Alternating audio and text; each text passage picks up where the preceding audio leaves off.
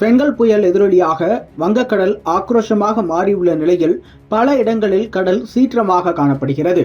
வங்கக்கடலில் உருவாகியுள்ள பெங்கல் புயல் சென்னையிலிருந்து சுமார் 600 கிலோமீட்டர் தொலைவில் நகர்ந்து வரும் நிலையில் காசிமேடு உள்ளிட்ட கடற்கரை பகுதியில் கடல் சீற்றமாக காணப்படுகிறது.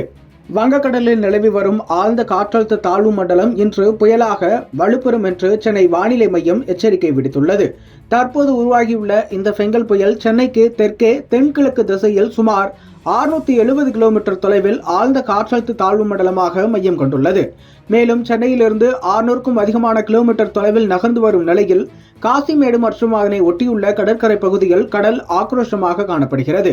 அதாவது 10 கிலோமீட்டர் வேகத்தில் புயல் நகர்வதால் சுமார் 55 முதல் 65 கிலோமீட்டர் வரை காற்றின் வேகம் இருக்கும் என சென்னை வானிலை மையம் தெரிவித்திருந்தது. இந்த நிலையில் காசிமேடு, திருவொற்றியூர் குப்பம், எண்ணூர் ஆகிய பகுதிகளில் கடல் சீற்றமாக காணப்படுகிறது. இதேபோல மெரினா கடற்கரை ஒட்டிய பகுதிகளிலும் கடல் சீற்றமாக காணப்படுகிறது.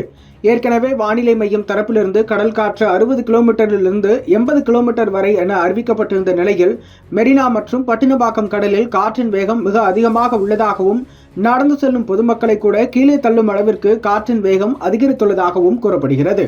இதன் காரணமாக சென்னை மெரினா மற்றும் பட்டினப்பாக்கம் கடலில் கடல் அலை 3 அடிக்கு மேல் உயர்ந்து ஆக்ரோஷத்துடன் உள்ளது. இதனால் மீனவர்கள் தங்களது படகுகளை கடல் மணல் பரப்பில் 50 அடி தூரம் வரை பாதுகாப்பான இடத்திற்கு தள்ளி வைத்துள்ளனர்.